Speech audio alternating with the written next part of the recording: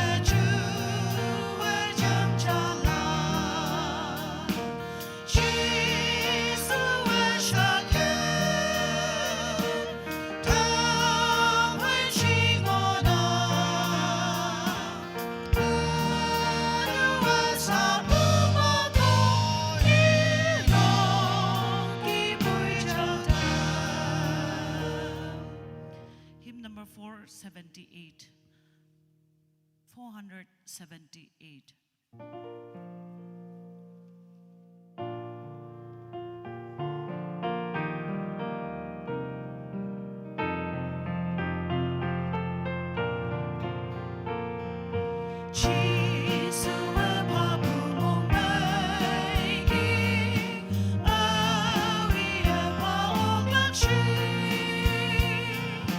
Cho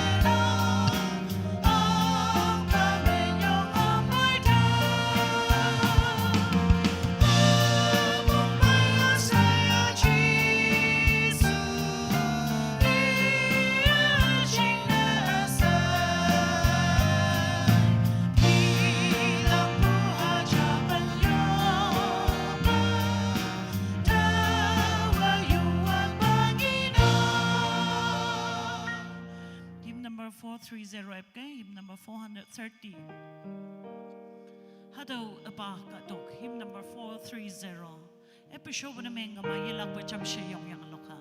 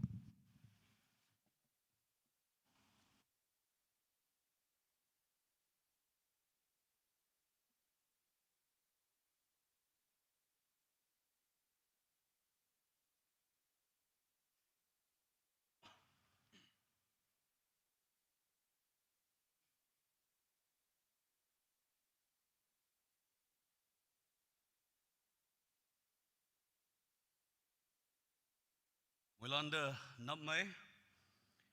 Risama Wangsampa Asia Daipu, Dini Mabu Speaker, Bajay Mangap, Assistant Professor MDC. Hayanga Moilana Yinona Wangsampa Angbu Kebishem Nyomba Woibu, Bumainok Sochin, Hayanga Kawang Sisoma, Ananyai Bupai, Ocean Ayan, Daba Kumching, Tadan. Mongda payangonang Moilanda Mongmaya Pona Yapu Ngaulan Awangna Hado Iadamnang. Dini Damana Jonah Dilak Environment Day Tidam Ayong Bucha Demongonang. Wangjay sa 5th June World Environment Day sa Ya Painang Hayanga Hadawa Kadong Nyua Ngaukem Chasa Tuman Singa Painang. Hayang Boy Pumainok Chingna Christian Duman Jingna Opa Environment Day sa Ilakai Hadawa Kada Kangbu Jingna Nyingbu Jingna Yabu Ichi Hayang Boy Tola Hem Tapaima Puli Aleng Chama Nyanbu Kia Kadok New Hayanga Taupama Ngopu Kongkempu Kawang Ching Sainang Hayanga Tauba Environment no Kawanga Lengbu Sainang Alo Kada Lana Chama Environment Ching Nyobuna Mengama Pumainok Hayanga Kawang Kadalana, Yonga Kuanyaya, Dauba Cheng, Ngaulak, Hayanga, Nyolak, Hado, Yonga Wangnang, Yonga Sunang. Hangnagama World Environment Day 1973, 5th June, Agungwang Busainang, Hayang Boy, Dauba Environment, Paudiklak China, Namnolak China, Kadam Yangan Mamu, Kawanga, Kada Tumanda, nyinga tambung onang ada chingna tinyi tauba environment day taidama kawanga mongbu taidam hayanga kawanga nangda ada nyinga tambu toiseu chase moilana tauba yapan ma tauba taidam jona daiha se ia tamnang tinyi tamana jonlak taidam chama tau I haukening Konyak Baptist Church Mondown Environment Day taidam nyau lailakpa pajay mangap Assistant Professor Mon Theological College Jongba Chainau Peter Associate Pastor Toiwanga Yoplak Pajay Ke Hongbi Tikan Tobu Sailak Hai Takpalan Chingna Yopu Woilak Pastor Environment Chingna Yopu Woilak Reverend Yangpong District Chaplain Hemnyeja Kebisham Youth Executive Kawangau Ya Pailak Nyolailak Pa 30 minutes Toidima Yukung Tinyi Tuman Chona Dailak Taidam Hadang Ngonang Sa Tauba Taidam Kawang Yakta Panpa Toiwanga Yoplak Chingna Pajay Ke Hongbi Tikan Sa Ida Hipak Epatamna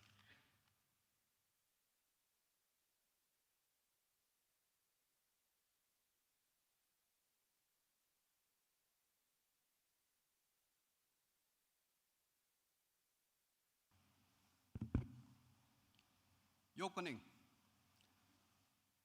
Wang Tang Hayang Kaduk Sai Lengangai Tempo Ba Kawang Yemuk Nyuha Sai Chengna Kata Lili Chengna Wang Mana Nang Chute Konjong Wang Wai Bo Pai Semen Lampi Lenga Chona Taiwan Da Mai Lak Chengna Pom Yak Wang Ha Wang Yang Wang Yi Kamau Katang Yang Cheng Yang Mok Sai Kata Nyuha Da Yemuk Yen Ha Da Mai Lak Chengna Semen Lampi Lenga Ngai Yang Ki Hayang Hatau Taidem Kadung Nyuwe Manyong Palak Chengna Moilana Singa Ya Lak Chengna Se Ya Bo Taidem World Environment Day Tenyi Chona Painang Hayang Hatau Mai Nanga Mohimambu Katalan Ogin Osenai Mai Tem Ya Lang Onang Mai Ye Mungbo Lama Yisi Nanga Chau Yaha Mungbo Lama Yehai Mai Ma Yaha Ma Wong Nang Bu Pai Wang Wai Bu Pai Woi Na Tempa Mohimana Myang Tempa Anyai Nai Nanga Mohimambu Nang Ngau Ya Pai Lak Yang Konyong Kwan Hai Ngau Nyau Lai Lak Pa Pai Chai Mankap Assistant Professor MTC Iya Nang Ngau Tam Halak Ngonang Mai Yima Yahama Anyai Wong Nang Na Temdo Pang Yu Halan Iya Nyau Bungau Chai Ya Lak Jingne Nasa Mungsa Nang Ep Tempa Hang Hi Chai Hang Hi Sing Hang Hi Ngi Ya Atau Jen Tabu Jingne Moi Mana Myang Tempa Ngoi Galak Hebak Jingne Se Chai Lai Bu Ayong Ai Tempa Nanga Mohai Mambu Chủ tịch Quan Trung Wang Wai Bo Pai Yemuk Lili Da Mai Lak Jingne Kata Da Mai Lak Jingne Se Lingbu Semen Lampi Mai Mohai Man Tau Yang Mung Mai Thulem Mai Mungok Lak Jingne Se Kawang Nang Sipsi Chen De O Mungok Kai Sa Hatau Ba Thai Dim Lenga Chone Ta Ngau Thai Lak Tau Khai Nang Yaha Chu Om Bo Pai Wang Wai Bo Pai Mohai Man Bo Pai Mung Mai Thulem Mai Tau Yang Nang Bu Yen Hai Yung Wang Man Hai Yang Mung Mai Say Hatau Ba Thai Dim Sona Tem Pau Se Hatau Ba Thai Dim Nang Yak Ta Phen Na Pha Nazareth Jesus Sampai Ma Yop Poi Upa Nang Munga Yo Amen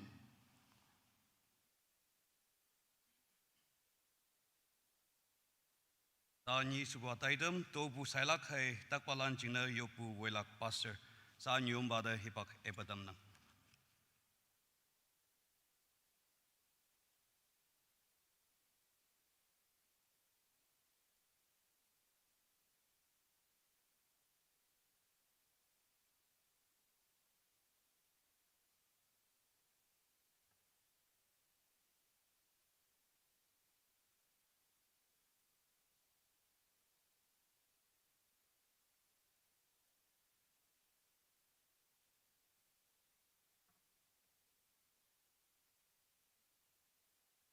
Kawangawa hadoki ngonang nanga ali angang ka ma tailak hapoi achingha hai watlak hangchingne nyauduka hadaw ha kamlak nanga wuvung ka hamlak hayanga lenglak hapoi nanga wuvung ti yeyinglak yichima alek yikhailak hangchingne yonga hadau ha akamlak nang ka do kongkembuma olive pin ngolak hapoi nanga nang nyingge olive manga yepolak hangchingne nangjing olive kongkembu yai kamlak kawang win yichai kama hadau yafan pailak sinang kawang win chaya oyen osine panfong hayang monglong ating lak bu fai ya bai hadau namno ya bai lak chine sausan palande ibak tamna Hymn number 193.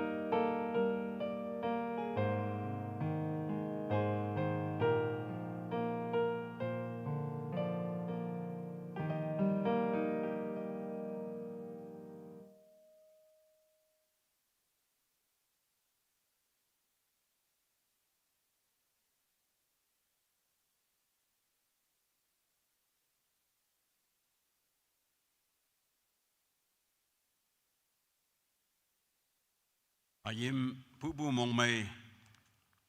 pupu wangpeng paibu menma mongmai tobu noksa cha paing onang anio mongmai tobu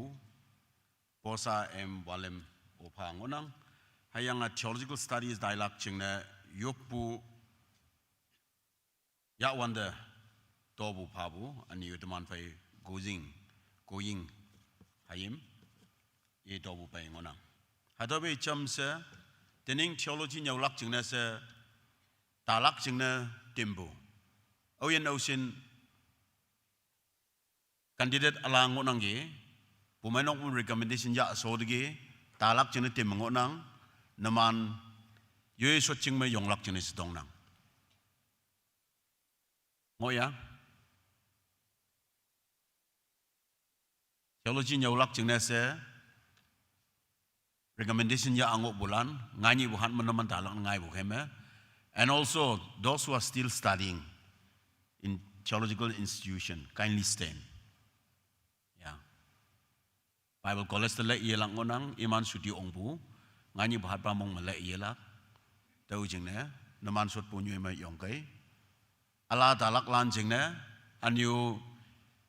mo hawang mu nyau ngobu anyu yelak pa college le yelak jingne iman jing na tamana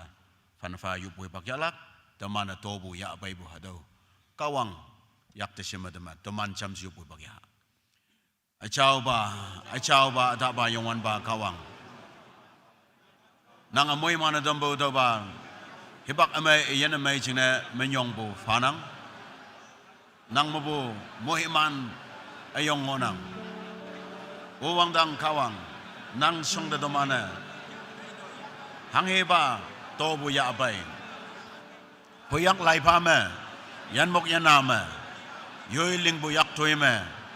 hayang paile wang khai bu me ka ham man wai bu me tobu shin hingin hado yo me pan bong sa anyang anyo hado dokta monglong sa pawyang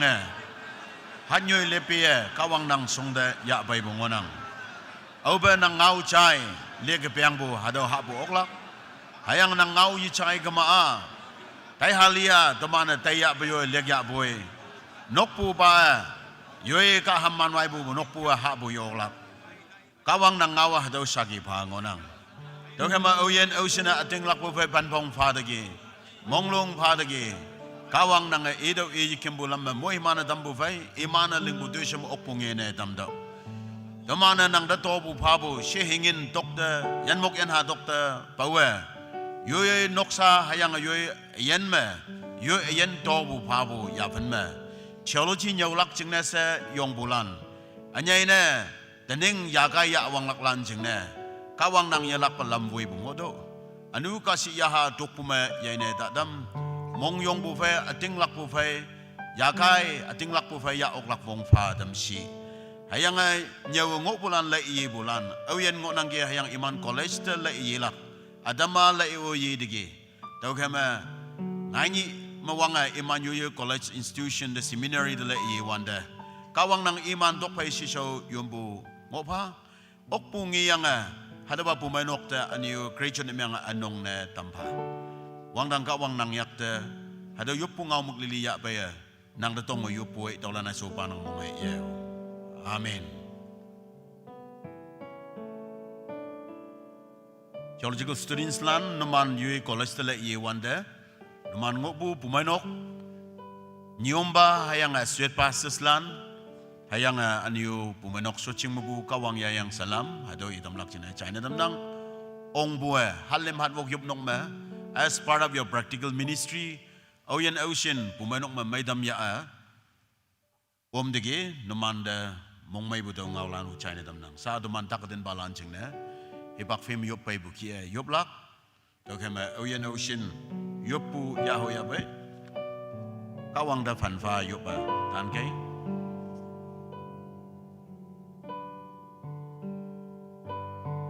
Kawang ngaw mahagang inang, yongla hanghi u nang da ma fa bu yok lak tawa sausan balan yanna anglak hayang iman da okpu ba falak yongwan ba ngaw yang gi Isaiah 54 verse 17 no weapon formed against you shall prosper ado yang monang ano hakamu luk afong pan aleng pan maduma no man chaya buhay tosi dolau tangma kemlak hayang wi balan wong say dang ma kem ya boy numanda ma ya falak jingne tawa numanda wong fanang behold I give you authority over all the power of the enemy adawi yang ngonang tau jingne au yana kawang yam e sausan bu hayang idem yang bu e hayam lan ma ya fadam lak hayang takpu sangbu esay lana tamlak hayang anu Christian katalan tamana cha da yoblak jingne myang balan jingne hado anu kasi ya jang oklak takaden may tam oklak angan wong hayang onang dokema nang pai left and right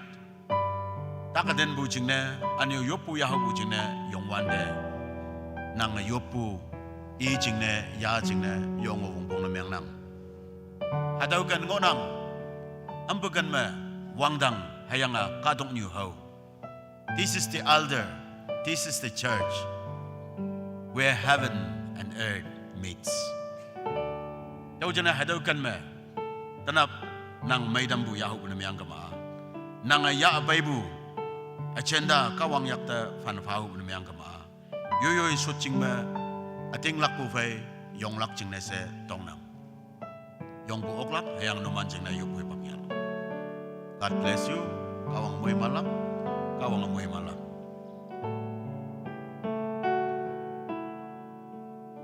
Let the church surround you in prayer. Let the Spirit minister to you. Kada bay sadabu yaha achaw ngonang. Hayang hadaw pumanok, hayang hadaw achaw yaha kaya tanap numanda minister na miyang atam lang. Jisu Krista angan wong yakan numanda chon lang. May ngoya tuman. Anyo yung laklan mo ya. Kawang amoy man, ningnay budango. Yung buok lang. God sees your heart. He sees your pain. And He sees your needs. The same Jesus who walked among the herding, who touched the leper, opened blind eyes and raised the dead, is here with us now. Hadaw Jisu Krista, tanap taman fay, hilak po mo na. Tuman cham sa yupo pagya, yupa. Hallelujah! Achaw ba, daba yungan ba kawa. Nang doyo po nang chay pa, nang kadalan, hadaw ba achaw kimjeng da pa yang angonang. Awiyan na usin, kawang nang migdi siwa tamlak ching na. Yoyo iyen, mangubo, takhaden ya abaya, kawang nang da panafay. Hayang yoy mangubo hanggi ese ya abaya, kawang nang da panafay. Alaw kan da yichi, hayang boy, sipsi, Jisu Krista ya somda ya abay na. Daw kay me, wang dang achaw ba adaba kawang, nang angan wong drilling daw. Hayang oyen ocean, hadaw ma lain niya na pa mo nang Nazareth Jisu Krista man ma, dakaden balan mo kuno miyang kamanang imanda maya tamdaw. Hayang ayop lang ngawing adam niya nga ngopo hadaw tama, iman pong di yang chapay ma cha sa alam ng abadam daw. Kadong yu, jingnese, lam bu, tuy sâu, tuy chong yang bulan mo nang bay, hadaw lam yu ng abadam daw. Hayang kadong yu may pamdamdama, takhaden na to niya yung bulan o, lain niya na pa yung nang bay. Wang dang gawang nang man may chon na damayop ng Nazareth Jisu Krista man ma, hadaw ma lain niya na pa yung bulan dang kawang nang may damlang angan mong fado, lam yu ng abadam pa. Hayang tanap, hadaw ba ng achaw kemchende, bay yaok, taptaye, hanggayi, hayang ba ating lakpubay saa, yuyoy silyang me, online me, kawang, nang mabu, may dambu Yahweh, awiyan ocean, nang de, ating lakpubay, yop nangye, Nazareth, Jisu Krista man mamaya damdaw. Be healed in Jesus' name. Wang dang gawang, hayang iman na yupu, iman na wongbong na miyang buhado, ese, wang dang gawang na lam eba damdaw. Nyise, amyang bayafan da, yay dana dadam, nang yang yibu wong pado, nang tulumay dampa. Tanap, hadaw mayongo nang mubu, nang kadalan. Cancer dak, chiyap yoy, Nazareth, Jisu Krista man may dampa. Alaw ba TB dak ni chiyap yoy, stroke patient ni chiyap yoy, singayok po, lam po, takadan amyang ni chiyap yoy, Nazareth Jisu Krista man jangan daidam nang. Hallelujah wang dang kawang. Jisu Krista man opo angan wong pangonang. Hangi poison, jaki bu takadan ni chiyap yoy, Jisu Krista man yok lang hangi o yanang. Daw jina hadaw Jisu Krista, ming mau ba may dambu, yapay ba kem na dambu. Hayang napan ba chaibu, libu mangchong mabunuhay yang ayina okpu, dambu angan wong ngobu, Nazareth Jisu Krista man tanap yang ngobulan asay dang yaha achawa, tuiling daw sa wangdang kawang nang sausan ba daw, nang man masaki pa ngawadam nang. Hallelujah wangdang kawang. Awiyan ocean na ating lakbuhay, hadaw healing ya dagi, kawang nang amoy mandam daw. hayang sagi pa oklak nang sau sanlak nang doi linglak jingne iman ayen me mong yong bu ya ba do nazar chi su krisam pan pa yup nang dolana so ba nang mong ye amen kawang moy man sot ke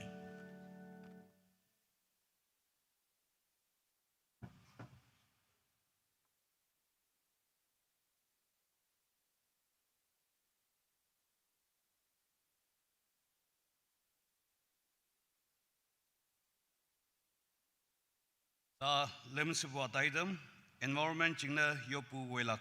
Reverend Yangpong District Chaplain sa ida hibak ebatamna.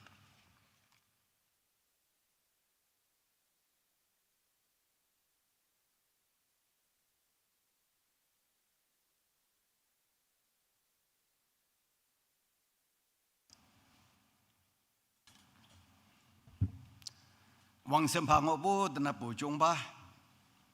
aniu speaker yang wang sempang opo teman penyium ba yang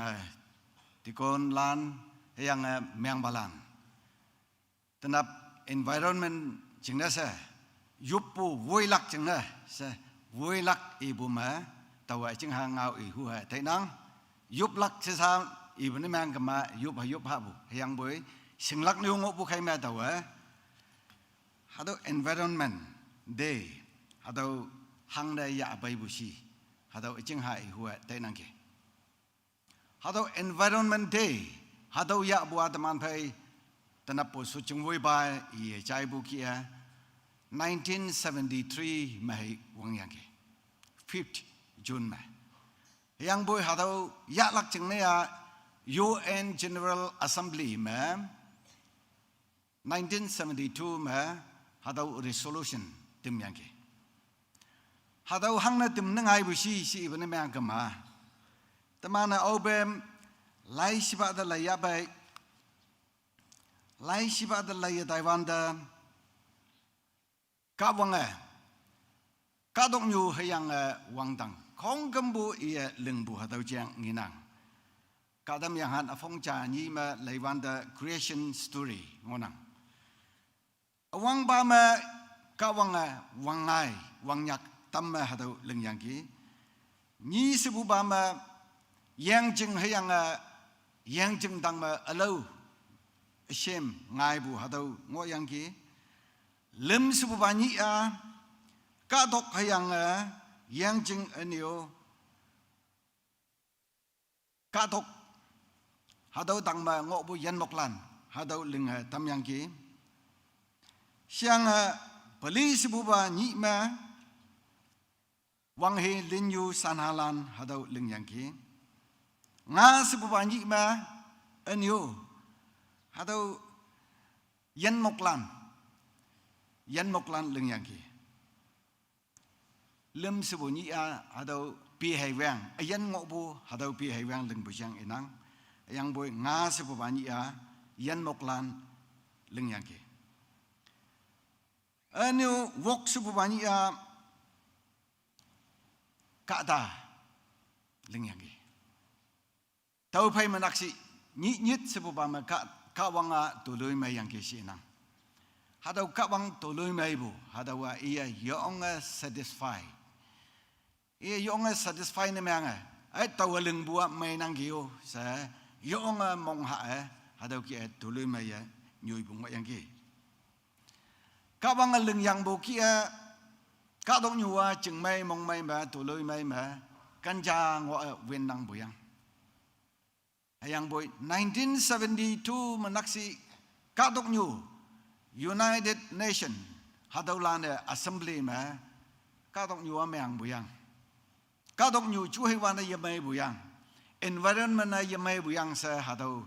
ngau ya bayang ngau yang resolution tembu ngonang Jadi, hadau cuhewan teman alai Taiwan dah. Kata meang dambu hadau cuhewan ngai bu mang ngonang. Lepu jamah. Ayan ngok bulan dah. Ayan ngok lak jeng dah anyo anyai yamwan dah. Ayan yenang bu katok long pai.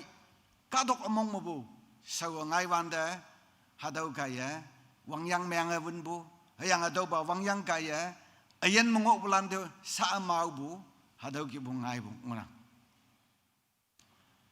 tau cina hadau UN Assembly ya environment day hadau ya lak bong yang se hadau ibu ngok yang ki tenyi de mana climate change se inang hadau climate change so hadau lilia kada yak aleng bu kaya mengavun bu hadau ma ngok nang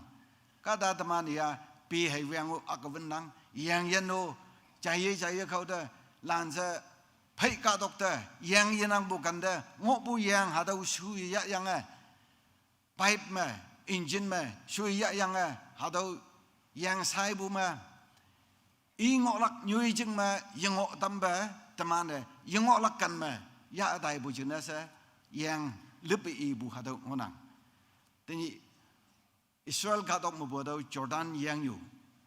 Jordan yang yan hadau no i ma bu hadau inang asong mande Musa hibak ma anyu Joshua hibak ma hadau Jordan yang yan ma imana kaya yok pa kawang de yup yang kawang yasan yale duiling bu kaya naksi hai yang ep yang lam na leng yang hadau ma kaya wen bu hadau jang bungau mengonang yang boding ya hadau Jordan yang yan na i ma bu yang hadau yang i ngok bu hadau kana kang pup hadau ki dai bu hadau bungau inang ke hadau kong kembua teman hadau climate change hadau kaya ngai bu ngonang dau kai ma hadau jing ya teman yak aleng ye lak hang yok lak meni teman plantation pipau dai bu 2000 above hadau ki dai bu teman China yang bu tawa dai bai si ibu hai jaba yang lak hang sen ngai lak chi bai yang buang ngok lak chi bai hadau ki bu chui wan chang nang anyo mi ka dok ma natural calamities wang yang kaya yesigama alo ka wang aleng bu wang dui wang nan kaya ka da lia ma bu simbu hadau China hayang boy teman ka dok ma lai dok Manipur ka dok ma Nagaland ka dok ma ka da hokpu Israel hayang ado Israel ye khau ma lanse Middle East ye khau ma Europe hayang Ukraine hadau wi hok hadau lilio khong kambua environment ye mai bu hadau ngai bu ja environment si bu hadau pi wang sa ibu ye ji bu hayang bu yoi ka dao ka da yui phai ngok bu ye mai bu ne mang ka ma hadau environment ni ye mai bu yang yu bi ye mai bu ne mang ka ma hadau environment ye mai bu yang nang ching ne tau ki bu chu hai wan chang onang tau khe ma teman moi lan ka wang da ka yup pu he bak cham se ya lak adau yup song ma da lai si ba ja ka iganang to lai hem ta phai ma pli aleng cha mu bu nga dong ngoi iganang ka dong yu yang tau ba ma ngok bu khong kem bu yong wan ba jing ka dok yang tau ba ma au yan nyoi iman na i jing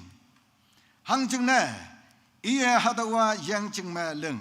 hayang hadawa yang tang ma leng ngai yong wan ba ka dang da ong oklak o ma wong nang ki i a chau khum jing da o ong bu oklak o hi yak ma mak yanang hayang mong chang chau si ngo o hi ma ta lei kan mong yanang hayang lip lo bu chang ibu yeya iman yongwan ba ma bu moiman taulak hayang iman yan ye bu tau bu ka wang ma bu a chau ba taulak ada wa ka wang ngonang ka wang leng yang bu ki ngot ne si ka ma ha dau ki yo ong ka wang hang ka teman ayan ngot na tam hu tau ki leng lak ngot lak chen se teman moilan ngang ha yang teman moilan jing mai ma yan mok yan halan phai bi hai wang lan phai an yu ka wang leng yang bu ha dau hang ka na manolak wong bong ha dau ka wang atam da pha bu ki bu chu dai teman do pha ngo bu khai ha dau ki ngolak chen na teman moilan ngang ha teman moilan หาดูข้าต้องอยู่ลึงยี่ลักจึงเนี่ยเรายี่เจียยังบ่ข้าวังนังมุจึงไม่พากันมานักสิข้าวังนังมุจุดได้พากันมานักสิลึงยี่ออกหลักใครแม่ข้าวังนังได้ยุบป่วยเสด็จมันมวยลานเนี่ยจำใส่ยุบป่วยบักยายาสัญญาลิบุยันข้าวังนัง14ยังอายุขยายยลักปัตุมันเถอะอายันนักสังอาจูหิวันของขมุมายอังตำตะกี้ข้าวังนังแต่ไม่ยงพาบุยทีนี้ฮาโดมัน1972มาสต็อกโฮล์มมา UN General Assembly มาpas yang lingไปบุ 5th June 1973มาฮาโด World Environment Day อวังบายาตายบุงยังคิงทีนี้ฮาโดมันตั้งแต่ฮาโดไปนังฮาโด Environment Day หังนี่ยาบุซีซีกันมาข้าวังนังลึงยังบุฮาโดเกียข้าต้องอยู่ยองมาจึงไม่มองหลักยองตัวเลยไม่มองหลักข้าต้องอยู่ยองข้าได้หังให้บ่าวบงนงฮาดูลีลียหังโง่หนึ่งในมองอาบุยนังบ่ตัวปงอกหลักชนะเสฮาดูจึงไม่ง่ายตำหลักข้าได้ละเนี่ยหังก็นำโนตำหลักปงฮาดูว่าอดัมดมุนังจูได้พายังกุงวังบัวแต่มันดูฮาดูจูได้นังยะไกให้ยังดูเกียใส่ไปจึงไม่งอหลักใส่ไปไม่มางอหลักให้ยังตมันนำโนออกยงวันบักวังนังมุกติชิวาตามนังกาดกให้ยังนังลึงบูตุยนูนันหานังลึงบูยันนกยันหาเสมวยลานไปจึงไม่ทุลุไม่มางอหลักจินเสกาดายันเดกวังนังจูได้ให้ยังคนนังอยากโยเสยิสุคริสต์นังอยากแต่ฮาดูข้าต้องอยู่นังลึงยี่ลักจินเสนังบุงานวงอยู่ยบนังเกตุลันเสอุบานังมงโยอาเมน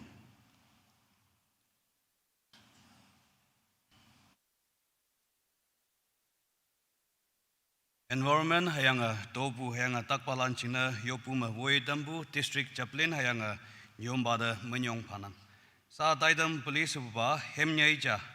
KBCM youth executive in charge youth president sa imanda hipak ebatamna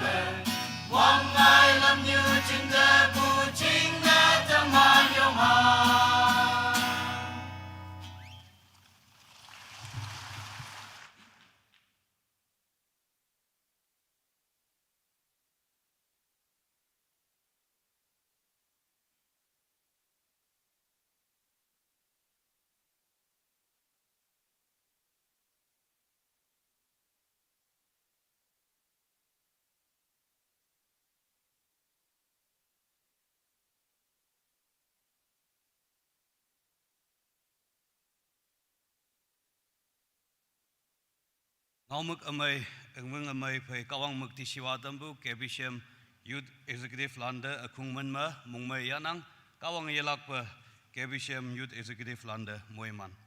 sa pumainok bongbong namnolak chingna nyom bada hibak ebatamna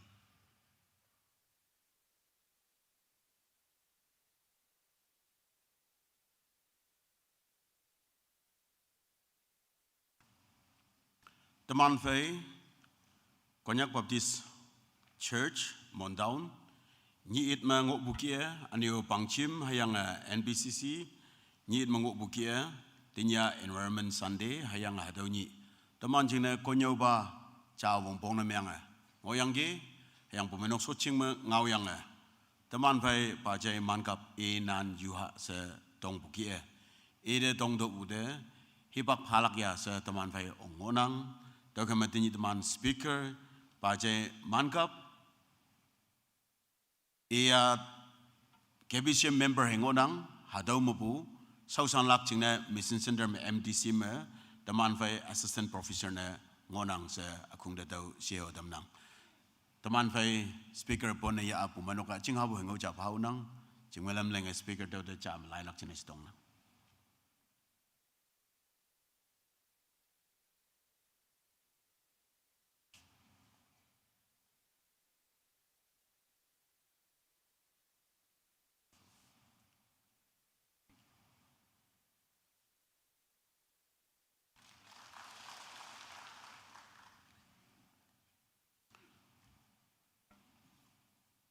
teman yup puja yalak teman fai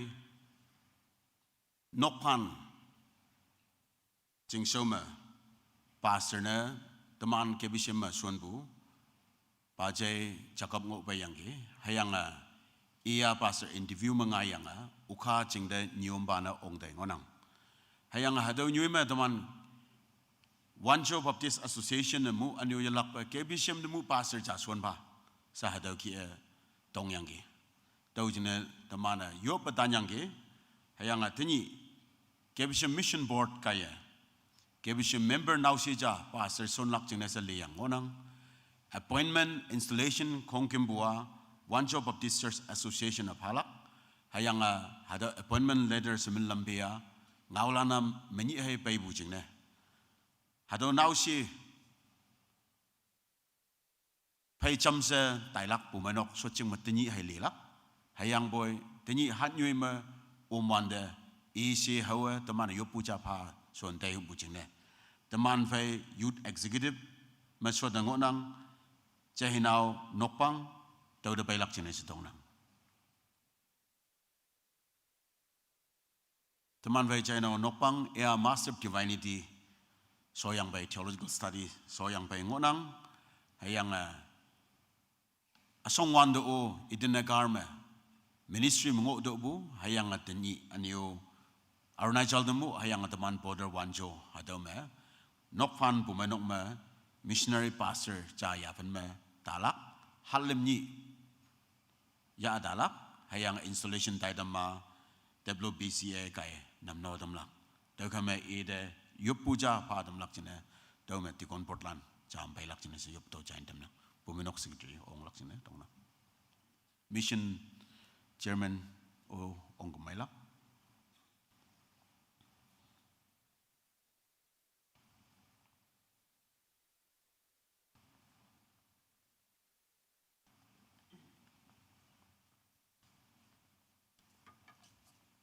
now sinau yalana yalak pa yobatan gay missionary ne son lak chine se ngai khan ngai nang puminok katim yang ngonang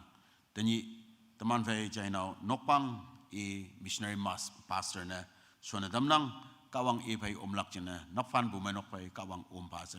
teman cham se yop e me teman fai e already shot ngonang teman moilan cham se yop boy bak ya son de cham se yop ai chao ba ata ba yongwan ba kawang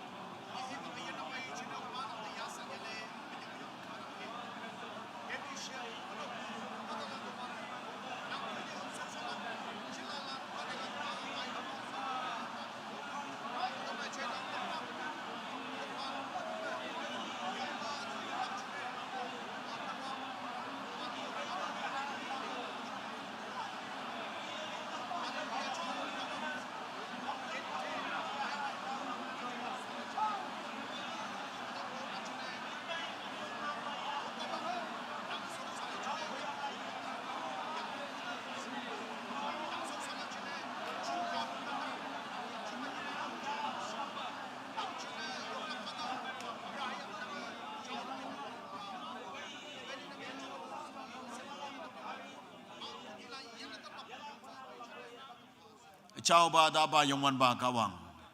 Moilan dai ha sebu nan leye.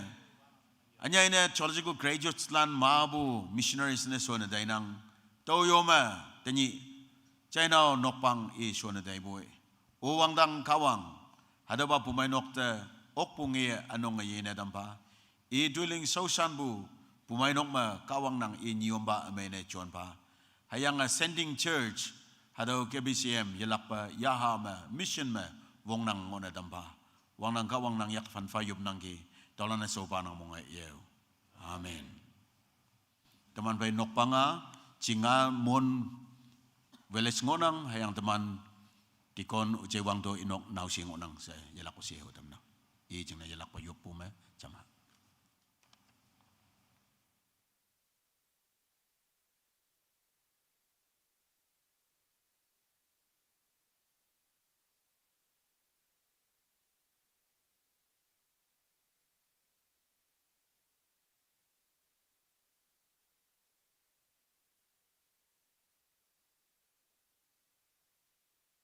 KBCM pangnua mulan man ma teman pai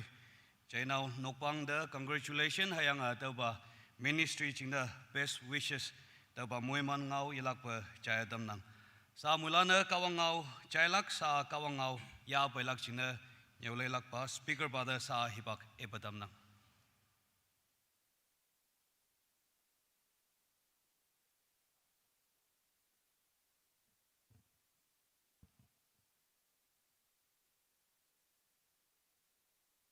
Tau phai ma kawang e teman kata teman kia teman lebu ma lingha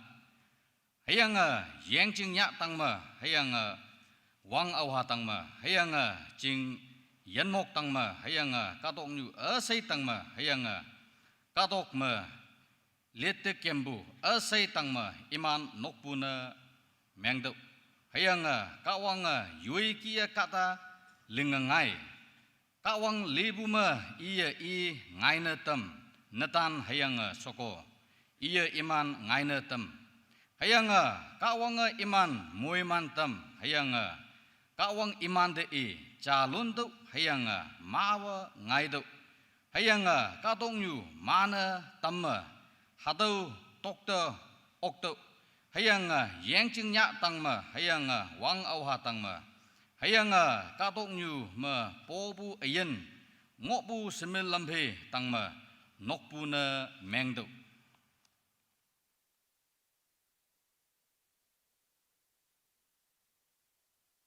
hang jing na wang tang ma hayang katok nyu ma dui ase ngibu hai yingi okbu hang hi ngo ang ba so jing jia ang jing lan jia akyang nyu lan jia wong pai bu lan chia asai imeling i kaya hayang i jingna asai linga ngai yang ki hayang i lampeli asai soma ngo hayang i me lampeli tek oknang kawangau ibu hayang chai balanda jinda muhimanang i sibu tenapu soching woiba anyaina hadoma i si tekbu KBCM nyumbam woibu pumenok soching anyu apalan simnyu ayha simba ayhalan hayang cham sibu KBCM Christian members lan awang na hadugu be hipak hayang ayen mai kawang muiman tembu de minyong phanang hayang ni sibu bama tinibu hadu taidam amen tay đâu yang hado taidam maidam phuk pabu jingna sa mong mai saya hado taidam yalak jingna sa ka yong ngonang tenibu hado teman taidam environment day hado ngaumuk ka yong khaubu yong yongbu ngaumuk ngonang hado khongbu ngaune gam hibak yong yalak hayang boy teman cuan teman yapam dai shua haga ngaulak jingna sa nang pumenok ma taidam ayong ma ngobu yoma anya ina tumana singlaka sangnyaklaka taidam ni teni bu yapam hado ngonang cha sa iya mukiya Green Sunday Environment Day หาตัวไตดำมัจจานี่สิบุบามะ Clean Sunday or Clean Election หาตัวนี้อะตุมันเสียสังนักลักไตดำนี้งอนังหังเนี่ยทีนี้บุตุมันยาพันเดเลยไต้หวันเดหาตัวนี้อะยองชาบุจิงยุยกาตาตุมันจิงยุยเดชาบุยามไม่บุง่ายบุหาตัวลีลีอะหาตัวนี้หาตัวไตดำนี้ตุมันไม่ยายังอะไม่อปงตัวก็มาหาตัวไม่กลักเสียไตนังอันนี้เนี่ยตุมันเอาบุหาตัว Green Sunday ตนับปุกิบุหาตัวไตดำจังอียาไปอันนี้เอาบุตุมันหาตัว Clean Election or Clean Sundayจังอียาไปหาตัวยกลักกี้หาตัวหังกะอกลัก election ฮักไอ้งูปุยาวยุยงูจงจิง environment แมงบุหาตัวฮักไอ้งูปุยาวเอาหิติกอกลักหาตัวเอาหิวังลักหาตัวลำมาตุมันอะเตนังยังบุยตัวเตกมายูลุมบาลุมนังอกมาหาตัวอกปุยังมองโลหาตัวไม่ขันไม่ไตลักอกลักเสียฮักเตนังหาตัวทีนี้กี้ยังวังอีจังเอลักยังจังเอลักหาตัวini hak ngobu wang yangจังเอลักกะตกให้หาตัวเผาหนูยังจงจังเอลักเอาฮีมิกเชมูยเลยหาตัวมาซาตัวมาอบูลันเรเวนลันบุยังจิมมาตาบุคนยักลุงไม่ลันนุมันยองไม่สิงนังเอาฮีหาตัวจังหากเงาลักสิเจตยังหากเงาลักกี้เตบุวังยังหากเงาลักกี้เตบุยันหายันมกเผาหนูยังจงหากเงาลักกี้เตบุหาตัวหังโง่ตุมันจะสังชิยะไปลักษะเอาหิวยัดให้ยังบุยทีนี้กาตกอยู่ตุมันอะไรไต้หวันเด้หาตัวยองสังชินะหาตัวไงนังให้ยังกาตกอยู่มาบุบุยบาลันบุยนูลันจิมได้ยังหาตัว environment ยังเอนังหังกีกาตกอยู่ว่าอายันไม่ยังโง่ลักหังกีบุยาพันตุมันแกมตุไม่ลักหาตัวบาเจียงตุมันเงานังหาตัวยังจังเอาหิวเงาลักหาตัวยังมาสังชิไงลักษะตุมันเอาหิวเตะบุให้ยังบุยเตนี่อะตุมันได้หาดูสังสีไงบุจึงนั่นเสียเตนี่ตุมันหาดูไตดำยาบุงเงินังทีนี้ไงนี่ตุมันหาดูจูวันเดอร์ไลวันเดอร์ uncertainty ฮังโง่ฮักเอติชัมบุยออกบุไว้วงปงนั้นแมงบุญยุยกะฮัมมันไว้บุซาจีหาดูกะตัวเตยาลีหาดูไว้วงปงนั้นแมงบุญยุยดูไว้ยังไงหาดูมายังเตยาลีหายิมไม่บุกัน akan mabahada wai jam lui kai bu kai ya flood semilam be halak jinglak jinang ba tayalia ngailak nyui jinang ba haka meng win bu hadau ki bu yapan tini teman tau ki ya ngonang wangyang wangi itu air pollution or water pollution ada teman lime ewan da news me chai wan da semilam be teman hibak phim hadau chai ba nang heat wave yo nga sham tai bu hadau ki bu yana yanok ma khan ma atai bu hay nga ying lak yang yambu ma yatau ba shangbu yang jing myang atai bu hado yang jin sowa lansa ma atai bu hado ba yapan ma teni tuman tau gi ngonang tau ma 2012 ma NBCC koi mama platinum jubilee chim wanda first Sunday June 1st Sunday ya tumana hado nyuengo chongchun environment hado jingna sa yoblak hayang nga hado ni ya anyai na tuman katong ma pi hado tree plantation hado tailak hayang tuman nyuingo chongching hado yan yilak siang tau ma wangyang teni ngoi hado pumaino ko hado wa yingi buki yising buki yanglak hayang boy tuman asai hado maidam ya ka manakshi hado katong nyu ling yilak yang siang togi likta buma teni o tuman hado ki ya bu ngonang soching woi bau eyangge hami yopu woi ba Reverend District Chaplain bau eyangge mani hongi mai tumana World Environment Day hadau ya eyangge hayang pe hei wang chupang semilam pe taya physically town chila hadau chaw sayang tangsimlana hayang tuman opposition staff level ma government ikaw ma pumanok lili ma sa hadau maidam ya eyangge tauma tiningbu hadau World Environment Day hadau akyang yuna inspired by nature for climate for our future. Hado ma yapan yang tini mani hongi haga ya soyangge. Tenap tining bu hado konyak pangjim. Tini bu hado World Environment Sunday. hado ni ya lak jing na sa akyang nyu cha hakaling yang ki similam phe pautik manpu hai Christian tuiso creation care and Christian responsibility sianga hadoma ya phanyanga aga ngauglak tau mahami tau ibu katam yang han apong cha aleng tama wok mabu tama tat ngoya ane room lai apong tat aleng pan matu mabu pan manyi de ngoya hay nga kolosi apong cha aleng pan ma wok mabu pan manyi de ngoya hado lilia phai ma numan o referendum yang lak jing na sa hado the best yang haga ngaulak hawai ka wangyang wanghi yang yan soha yan ha yan mok pi hai wang hado ka tang ka chi ka to yang jing yang yu hado khong gambu hado wa ka wang ling ngai bu ka tam yang han lai da lai dai wan da yang hado nam no lak jing na sa tuman ka da ling ngai yang ge hama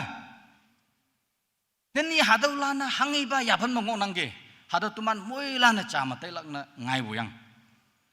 hawai ka da lai dai wan da lok ya bu season cha len de ki teni lak de ki ibu ye chi teni o ya nang hayang boy lekhan ma nam thai tiru ma wang yang yong ko sinu de ngoi tam lo ma wang yang long wa to nai dong hai lokun de ngoi ko nya kam ka halan hai yong yong bu ki tai nang yong bu ye chi halan hai tuman ka to ka tau juan hado khong kumbu hado to lai dai wan da tau mu bu pe hei wang siong bu jinga so do bu ha so do bu tamana ane ado yang yin so wa da lai dai wan da ma khan ma I khan e tai bu yang nya da mai lak ta wai u to ma so bu yang lo ha si bu long tamana tek yang ngai yang hamiu e je ke JCB phai luk yang sa ji hado yang yin ma bu long ha so bu yang hado jam jilak pa ye ji hado jam jilak pa ye ji hado ba ya phan mat tuman na togi tai yang yan mok awa yu ha tak min phayang hado wa ini ha bu na lai na tak min jam bo do de ha kan ha sa ji phawa akyang ma hado ba lam tuman phaw togi tai yang ka dang ka ji sheme yaw ma bu hado wa tuman hado ba lam chon do de teni ya tumanda atu na hado meng nang takatin pangaya bu semilam be tai ye bu hau bu hado li tau mo medical doctor lan ma ngok lak iman do an expert lan to tongwan de ai hado takat tau tawai hado hagat treatment ya do hayang buino akam gam na it depends on your lifestyle nang ayen hado nang hang ngok hado mai ngok la ka jayo nang hangi ha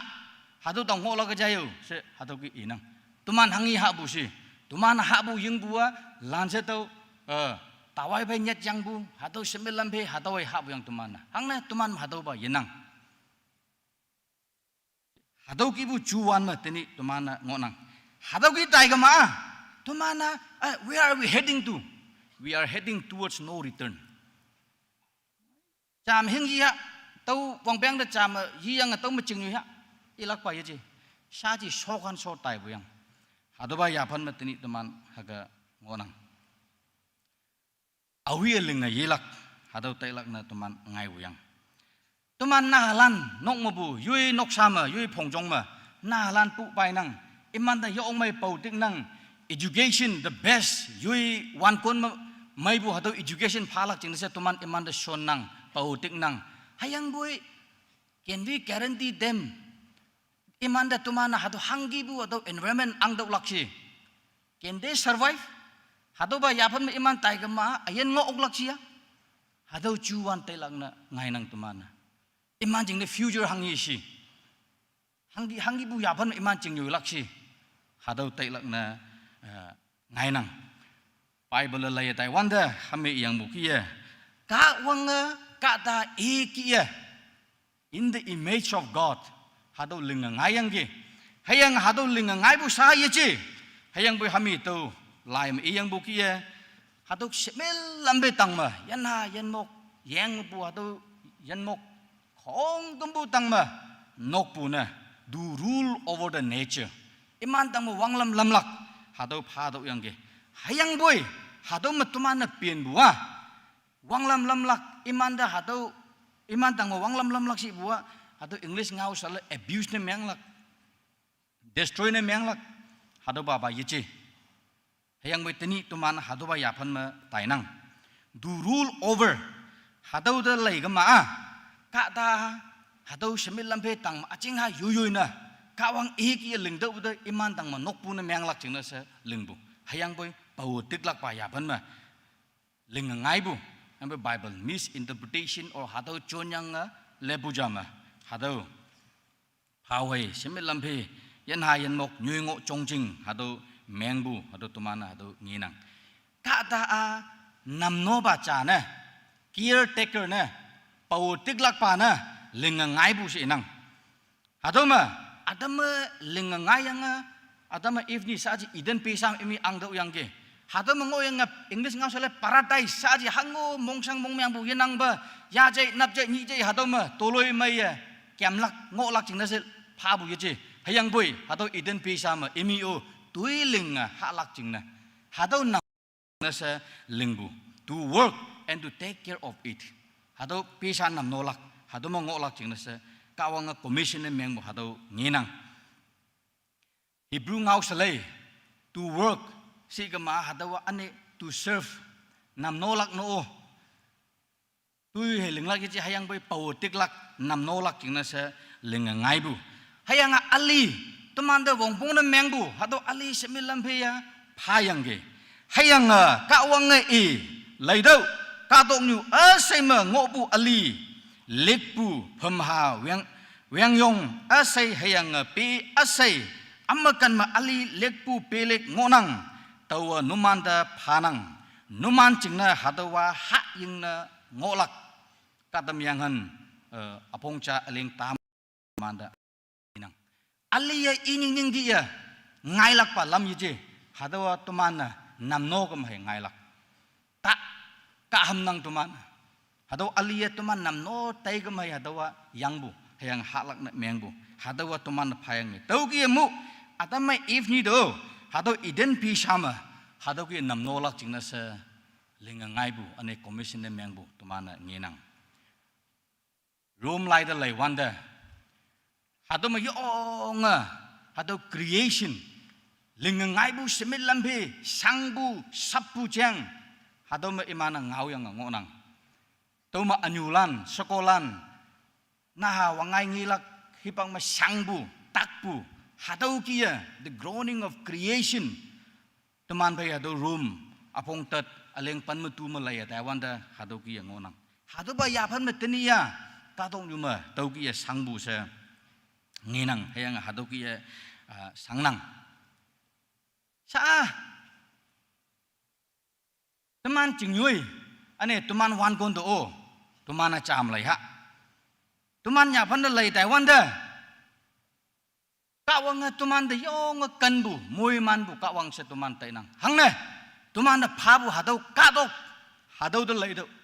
yong wang ngoi bu kadok tuman de phabu hadau kadok ka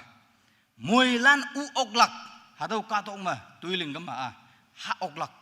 tai ha li ha mai bu nyui yan ha yan mok ngo bu nyui yang yan ma yang ma bu yan ha yan mok hadau nya hang sin hangi ngo không có một tàu buồn nhui, anh ấy hạt đâu yang yan soa lilia, hạt đâu ba ying đâu khả năng cái hạt đâu vung năng cái ibu như thế, không có một ying ốc lạc drinkable water, lan ra hạt đâu, tụi mình này con hạt đâu kia ngon hạt đâu phai yang cái, tụi mình hạt lạc cái này yang một kia phèm nhắc lại pha, wang mana hạt đâu phai yang cái, anh ấy as a tribal people, tụi mình we are very close with the nature. Nature pe tuman yong close ani hado ma depend na yang tuman chingyu nok chobu hado nginang hayang boy sa tuman hambu hado ka ma tai ga ma tuman ka tang ka ji se hado tau i bu hado ma tai ga ma pha hoi ka hado li ma tai ga ma tuman min ching ambu ga ngo laksi where will be our identity tuman nyui hami tau yang bu kia tau mu bu tau si ibu japa min je phabu kan cha noi yanang phao de ya lok se lok ma hado piyak hado phum hado tau gi minang hado aw hado tau gi minang hado ba pir ha ga minang min phayang angbu yang yan da lai do hada ma min ngo nang khong gam tu man min phayang hada awi pha bu si abu abalan na abu abalan nu man hada min na modern education ong yang phai ma hada ap nyan bu hada sing yang phai pha bu wa ye chi as an honor as an original inhabitants of the land hada phayang ge hada modern education hada ap man yang phai pha bu ye chi hayang boy unfortunately tani amoyang tuman chilalana yichi bu lam da tainang bu ma bu lam yu da tainang bu hang ne with the highest degree with the highest qualified education hado ba ya yang sa ji phao ong ko ma men yesing halak da hang gam bin bai hado yesing hado pe hang gam bin bai hado yesing hado ba ya phan ma tani tuman hado ki tainang min phabu na hada min phabu wa inu ibajing right ngonang hado kiye tuman abu abalana phabu min hado min yak hado min sing saat tuman cuan ma hado wa makan ma ne ilak hado wa yapan ma haga ngonang climate change hado wa yong a scientific term hado an hibak phema tuman chainang climate change wangyang wangi chele buyang siam nang ge wangyang wangi chele buyang hado season chele ibu ye jibu hayang boy tuman ayen de sabu hangi ba yemai ba tai bu ye jibu ngai bu hado lilia climate change hado ngonang hado yom nok yong mai yang we yang ge tuman ase sayang awang ba yom nok hado ma bulan apalan numan yom nok we wang yang ge tau wan do ngo pai yang ge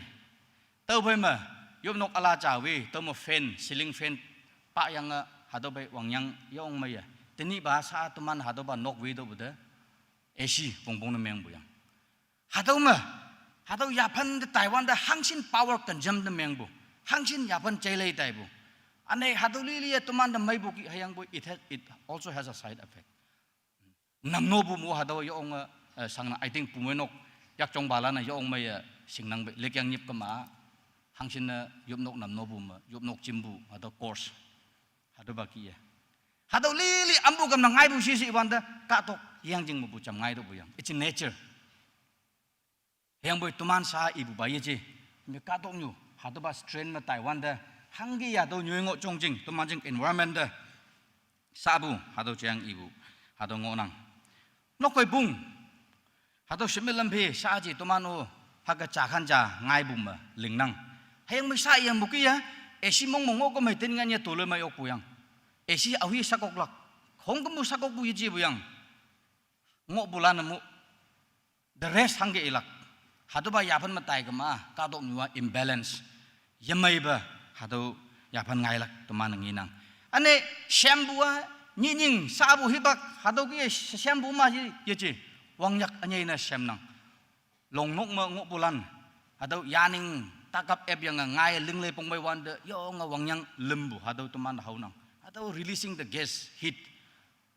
ama has halan sin ngo bu ma hang sin na sausilak hado ba yapan ma temana tini tau ki ya ngonang anyai na ten teman nyui ma anyai yelak ba yinglak yang ma sausibu oh cholak yang ada water crisis hado ayong chana temana mengna teni ya teman tukan pa yang ngentau pan pa potol jaya ying hango feeling yanang nang mo hangsin yo nga tai bu ye chi potol niu ya ying hayang boy hado ngin ong lak hai ambu kan da tai lak tumana ane au hiu ye te hado yang to ki yau yang o pha lak ma se we never thought that it's a commodity hado yau lak chat ma se ye te teni ya hado yang hong ngi bang ngui kam mun taun lan si bu ma hado pekap ma chia hado kari ayong ma chia yang saklak yang da pet pu haga tapi yang teman yanang bu tapi yang hado mongok bu sanyang yang ngonang yang be siong bu tau lai nang tumana hayang be hado tuman montaun yan ang bu yang yan hui tumana hangi ba yapan ang nang gi sa lai do yang yong phan yong tai bu yichi i khan i hado gi tai bu yang long tau mongok bu se me yang mongok bu khong ku mu tek win bu yang sa ji jcb ong nang bu to bu hado phai na hado ba yapan ni kama where is our future tuman hanggang ngolak hado lan nang ba tuman ngok laka singangin saha ngo oglaka hado ba yiji buda tuman kata yen mo ngolak jing na se nyui ngo chong jing nyui pan hado khong tumbu wangwe ngo kum nakhi tuman ngo bu lau he ya sa lau he nang ki tuman wangyang hado yen nang kama hado bulut ne myang kama hang ka ngolak hado li tuman yo ong mai tailak na ngai nang saji mun down mo akan ma drilling katok ma hado yang drill myang bu hado wangyang ge wang de bu ngo nang already hado saji tuman hado so se pai bu so bu na ngai bu ngo nang ane hado even the ground water hado i ma tailak hado ba ya phan tuman na lik nang bu yang hado modernized development ki te nang hayang bu hado wa tuman ayenda ngolak sustainable life ni jibu hado ba ya phan ma hado tuman nginang scientist ane tening anye tuman science and technology da ating lak nang similam be imana ngau nang imana ling nang iman ngau bu hado kai len ma tuman kem nang hayang bu scientist lanu iyang ge we are not that great that we can write our own fate tumanu yong bu yichi ja hado tuman kem lak tuman ngolak nyalak ling lak ka hayang bu nature has its own course hado tuman nature nyongo chongjing hado i ning gi hado life circle ngo nang bu tau ma depend mang yang ngo bu ja se hado iyang gi hayang au ba tumana hado environment jang nyongo chongjing jang ilakai hado gi I wonder it sounds like we are against the development hado ba yichi development against the mang bu lama yichi numan moilana recently hado Rahul Gandhi jing video cha nginang be Andaman Nicobar Island e Taiwan da video cha linga ngayang ge tauma Adani group hado Andaman Nicobar bu pe yo ang bu pe hado aklak chang I do da hado yamai lak yang haga tai ga ma si yang ge hang ne hado phau ma pe sa ngo bu yichi hayang bu hado phau ma ka da ngo do yang tribal ka da lan ani hado ak cham lui sa hado excessive ak tai ga ma hado wa tumanjing environment hado yamai lak na ngai do yang hayang ba being a multi political party hado ngo bu jing se yu view ngai yang hado politicians na myang bu tuman hado nginang pa hayang boy in reality ma hado gi tai ga ma tuman moi landa yamai lak pa na hado ngo nang tau jing na hado development si ibanda hado wa ka da hangi ba mai lak si people centric development hado do myang lak bongbong environment justice hado linggama yamai lak hado linggama mai lak yong hado plus minus ling yang hado ki linggama hado khongkumbu da mai lak hado ngonang Gabriela Dedrich iyang ge numan pungau amai de sangyak kama hangi ba yesu bengo hado do sangyak to if you are serious about the gospel pungau amai hado gospel da numan mong pha kama hado do sangyak kama hangi ba injustice ngo hado do sangyak to that means to fight against those injustice and to create a better world hang na pungau amai hado we khai tau yan yang phai ma halan si ibu bai pungau amai yechi tau oyan nang oyan chambao yang khong kumbu yalak hado pungau amai hado ngonang tau jing na hado pungau amai da sangyak kama haga hangi ba toma jing khongdip ma yamai bu hangi ngo hado bai hoklak jing na sa ngau bu hado nginang ane kesi Abraham iu lai nyan bu ma hado cha iyang ge hado environment crisis hado toma jing spiritual crisis cha si iyang ge toman hado environment nyungo jongjing mengbu hado toman yaham hado mengbu ja hado adu ja hangne hado ba ya phan ma tai ka ma toman cham ling yok lak pa chuan ya pai lak ja tau jina numana hado da sangyak yang hangi ba lam ling ok lak kai ka ta cham loi ha nyak pu ma hado environment crisis hado mo ngai nang tau jing na sa hado yamai ba cham ling yok lak pa hado chuan da tai lak ja hado wa ling ok chang bu hipak ma ling lak hayang hado tuman hipak ma wang bu yeji hado lainyan bai bu ka dalan tuman cham loi ignorant tuman hado pungau ma ngai bu hado au bu singa ya sa hado yang ge hangne tuman pungau do lai dai wanda Mesopotamia culture siang yong flourish hado culture cha ngo yang ge civilization cha ta yang ge hada o disappear it disappear hada wa ado nyungo jongjing yamai ba meang tai bu ma ado ma tai bu ngonang ane tumana singbu Roman Empire hada wa moilana sing hangna jisu pu hai li wanda tui wanda tumana wangje se drama jaja hawanda romance bailan lengdo bu de ado imano wanglam lam yang ngo yang ge ado angjing ngo saaji ma tai yang ge it because of exploitation tata chia yan ha yan mok hado nyungo jongjing chia hado ma hado angjing ngo ma tai yang ge ane India hai Pakistan pa mo ngobu hado Mohenjo-daro or Harappan civilization siang tuman SS Lima sau I bulan ngonong bay masalano kongbu tuman cai bu singbu hado civilization yong maya well structured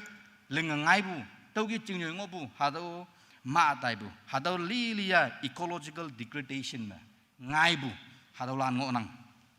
sia nginang saji tuman hangi lenglak si hama hangi do mai lak hado tai lak na ngai bu yang it's a human responsibility kata nyuha tuman ayen bahai chele tuman chudai bahai chele ga ma hado wa leng oklak hado ngai nang nyui hado nyui jing akyanga hado wa dustbin na yeche space is not our dustbin halak willak yinglak willak hado yeche properly hado order ngonang taumo wingama yong maya sibu mani hongi yutlan kyam yang ngegi tawa dustbin na tai do bokai yui choga mai yui shot bu hado ro mai mak phit win bu hado da cha bu ba yi bu khai yui surrounding yui town yui city hado li hado mai angam naksi ambu kan da hangi wilak ambu kan da hangi hangga cholak hado tumana singlak na ngainang yang yen soa town nei kun bu da lai do saji amang na mem bu khai lifeless hangna toma plastic ni khong tum bu tomai tolak yasum amyang sandal tomai ngilak ane adama direct temanjing atau vesa plastic pipe one mai bu jingna yang yen direct sok poyang habu ning atau da hangga mai lak atau yang yen na lien da bu hibang ma ba ying mu ngo si bu hema tuman meng bin bu khai tuman ning tuman great na meng bu atau sangsi yang atau awhi ling yilak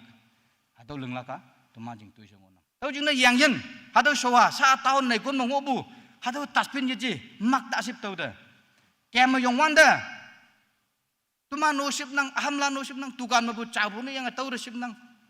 chamu tau ta sip aji ekra marile kun hoebo no hobo itu na maribi yate na phelai bi itu nala ase itu pani ase yang boy tuman wang yang sip wang do boyang iman jangjing pai bu ka dalan iman ka to ko yeji hado myang phem tuman ambukan tailak ai cha chi so ni se yulak tuman onglak hayang me hado hebak aubo nguilak tuman mansing hado tan bu na to mongo wanda cha cha da sangsi na atu na yemang ba jing mai wang mai ma tuloi mai ngolak hado tuman tuiso ngonang Jingwei balan na keyu matanga kesu matanga ngau kyang yanang yana yan mok ta tui hado ki phawai cha yanya se hado mu nang nyulum paloman nan okaman nan okasibu ai ngau kyang baleng hayang bun nan yo ok tai mu tai kep mu kep ambu kon mahanga cham ngolak hado tumana nang chelei ka ma hami ai yang bukia nang nan okama hado wa wangbu na menga sibu saji yang yen do otomana hanghinya the simil lambe kunyang at last we use chemical atau chemical powder chondo buyang amang na lengetam buyang ka haman mai budo atau chemical ye cholak sido tomana hado mu de chon buyang hangne chongbu chilalana ka haman mai bu ba yo oklak yo okpu ya phan da tai ma do buda haga hado ba ya phan na tau yo pha ka ma hung ye li lak na tau jing na sa ji yang chi ya toman jing ka dok chi ya hado ba ya phan ma tai bu hado nginang ane tumana pe yalak yang iyangge pe tailak yang iyangge mani hongyo tumana tayangge tau mu tumana tailaka hangi ba pe tai bu mailak si hado yong tailak ngonang jupiang sa ngailak om mai nangge jupiang shime yama tamlak taun mai ngilak ha hayang boy โอเคหาตัวมันไม่ลักเชียปีเล็กงบุปีหาตัวมัน friendly eco friendly trees หาตัวกิบุไตกันมาหาตัว select เมียยังตัวกิบุ plantation ไตกันมายอง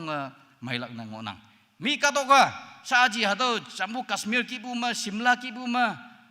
หาตัวแบงกอกแกงตอกกิบุมาอายาสัญญาลีไม่นังเกหาตัวมี snowfall pine tree ya photo yip to yong mai lak se teman yo haga tv ma nok sama yo yo pai yang o lainang hayang boy tau de pai tu hango ngau yi chai lak teman phau ong du yan ha yan mok local lai bu hai cha klik klik sa hang sin mai bu teman jinga ha hado ba hang na hado yan ha yan mok ngo ok bu eman halak mai de uda hai ngo bu hado yi ngo bu kan ma yi ngo ok tau ba ki tau ke eco friendly trees hado ba ki bu tai lak ngonang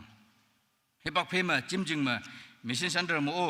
to man plastic je chulak jing na sa ngang lak siang ngang si bu hayang be plastic mu now plastic mu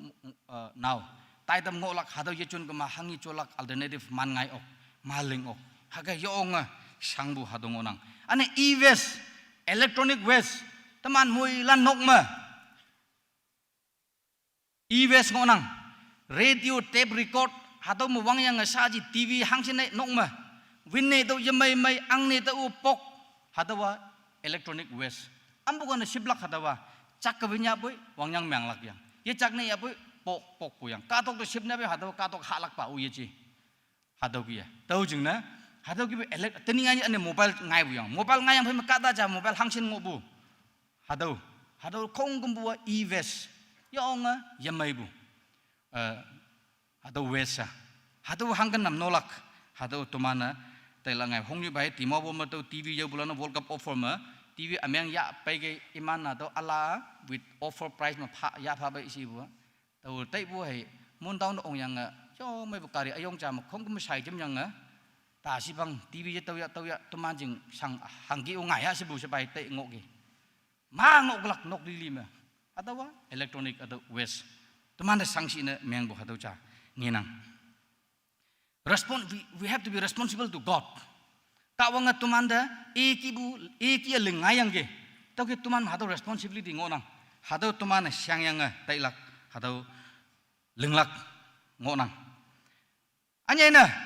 future nguglak ba juan hangi bu ya pailak si hangi bu juan teman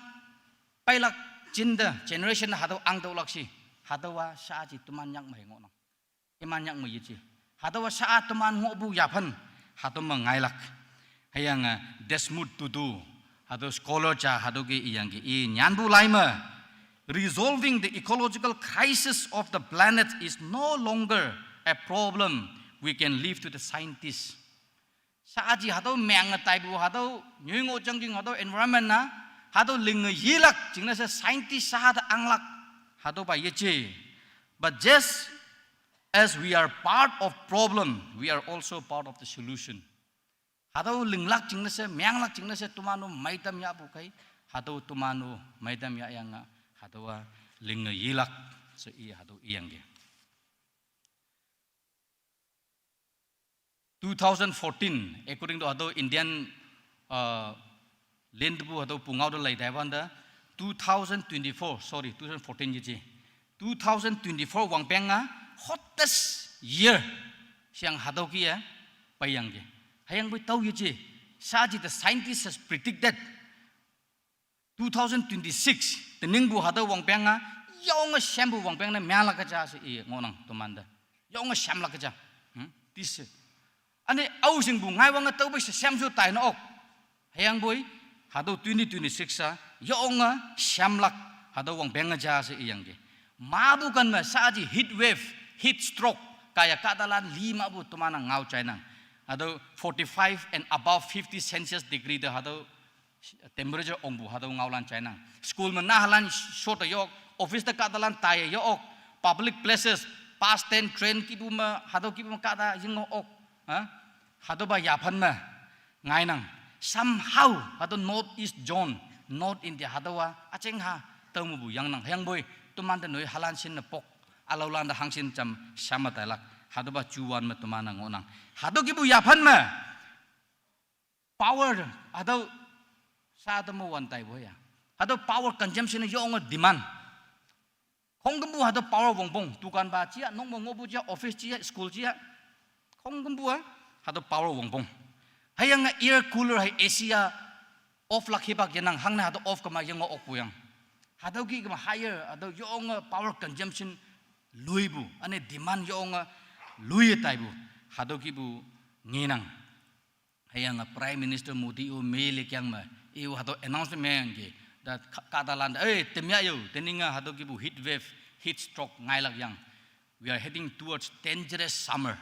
ha yamai ba hado chau hipak to tumana tai ni buyang hado ma timta lak chingna sa hado iyang ge cham lui sham cham lui wai kai haki ka ma hangi ngai bu si it affect all the sphere of life khonggam bu na lung mai hayang tuman tu so khonggam bu da sanang anyai na kahaman mai balan da sa buyang kahaman yo ok yang lui bu jing na sa cham lui sham bu jing na sa hado yo ok buyang hado ki yo ka ma hangi ngai bu si ta lek halaka production na shui ngai lag yang ani hado production shui ngai gam hangi bu si phai wan bu yang phai ong bu yang hado ki bu ya phan au hi hang ga ching nyoi ok lak hado li sangchi hado wa nyoi ngo chong jing yemai bu ma hado ki ling ngai bu hado nginang hami yang mu ki chong bu chilalan temana ka hamanai bu cham yising wong nyik hado ambu gam na pai be si do tukan mo bek masak bu mekso mai lebu kai hayang be takli tayang hado chonglak hado namnolak hado ba tuman yising ani hado tui linglak so tuman u yetai nyu balan onu mana singaman do ai office me so lakacha nang sim nyu sim balan hajira mong no taiwan da numana tauki ngolaka hado education phab yang tuman do hado ba u yechi life skill survival course hado tuman ye do bu yang ai tau sa ye ba iman sa da plan yang bu ye chi yang bu hado ba ya phan ba tuman hado modern ka tok ma hado ki tui ji ling ma hado iya ok sang bu nok mu bu ma se hado ba lam ba tai bu yang au hi ling bu halak chuan tau ki sa ngolak ye chi hang ge ilak tumana sa bu ki bu hado meng tai ga ma a wong ambu ga ma pailak tawa naman hanggang ngoi ba yesing nek hai ba yaning namning puri pan haya ba yoi chawo ya do momo plate nyilim haya ba yoi nik plate nyilim ba ko halak hang na tau ha yang chong do bu yang ai momo hayang ba ke yang she je ye ok hayang bu tuman ka dok ta sa lai dai wan da nobody encourage hado ka haman wala ting sa au hiu la je nik mong o ya pa hang bu ye nang tau le ma ka dok sak ma pa kan ling do cham bai gam pa kan ling do hado ki ling do hangi halak monoculture monoplantation no tuman jing na sa hado ba yemai hado ki bu chuan ngai gam a au sing bo iyang bo ki ya ambu kan da liklak tuman na ambu kan da tailak hado tuman na muila na tailak ka hado ngo wiang kolosi apongcha aleng pan mo wok mo bu pan menyit te tuman na lai tai wanda hado ngi ba seben lambe ka wang e ling ngai bu ka tok wang tang ani tau pa mo bu lan angjing chia hangi chia e ling ngai bu e nok pu ia nok pu ngonang hayang tumana e ki ling ngai bu lan hado pau teklak lana teman se e ngonang tau jing na we have that responsibility tuman hado hangki i hado tuman ngonang hado ecological crisis su enang bu nyingo jongjing meng ngai bu hado wa lai ma he ngau bu ngau tini tau he ngau bu hado yichi it's a real issues hakai ngolak ki ya iyang bu ki ya chin len bu hibang ma yang yan hay atau yang jaja sangsi na yang ngai lak hakai ngolak ki ya ngo bu tini hado sangsi na meng nang hado real ngona tau jing na tumanda paulak jing na sa pha bu tau ki ling ngai bu semen lampe pau tiklak creation care na hado tuman anyai na kristalan tuman jing tuisau ngonang sia halan chin kaya ngau tamnang awin ausina chaya pe moilanda kawang moiman pha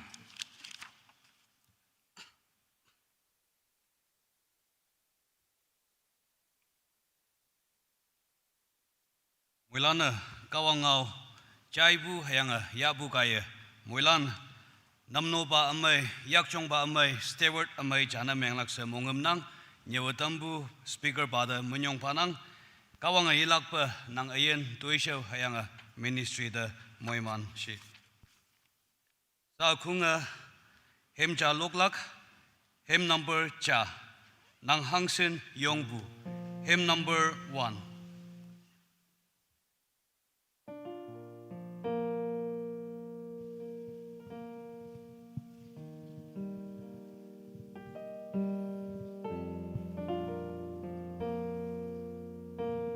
Epsoga ma mulan cham sa yong.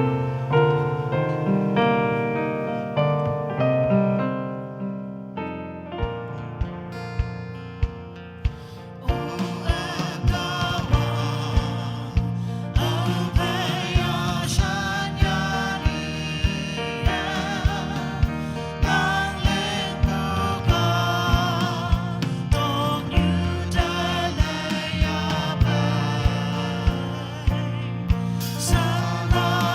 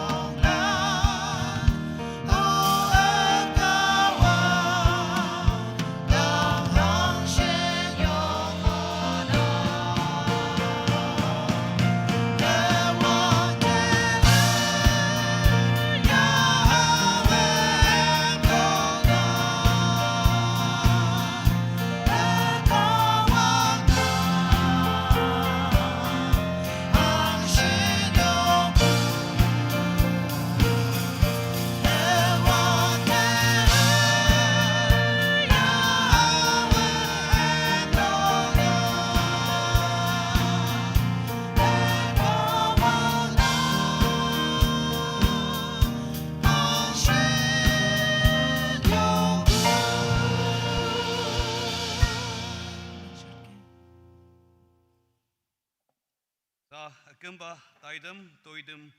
yoblak akung ngonang sa yoblak ngaumuk chahini tau hatau kia itamunang awangna moilana tau ba environment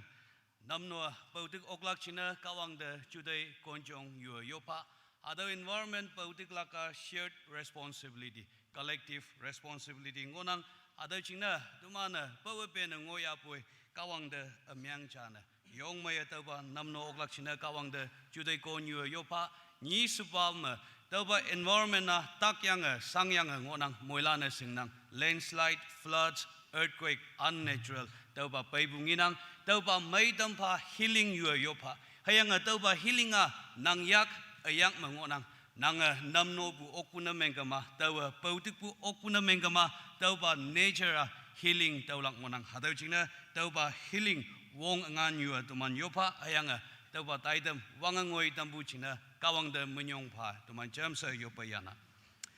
hallelujah hallelujah hallelujah wandang chao ang de menyong pana oh ba tau kia hibak amai nang ya bai tambu china menyong pa koi tau kia kawang nang de menyong pa yopa kumlak china moi landa kawang ayen hibak amai kawang nang ya bai tambu china menyong pa oh ba dinyi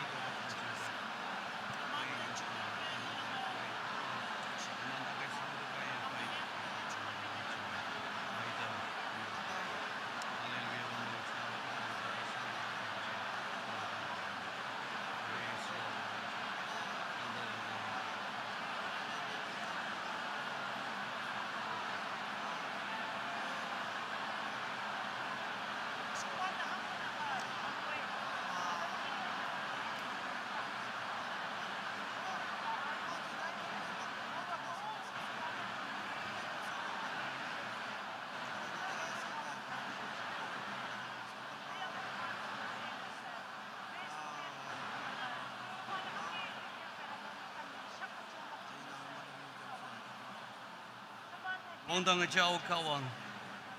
wangpang mengopu semalampi lengayang tauba mainang se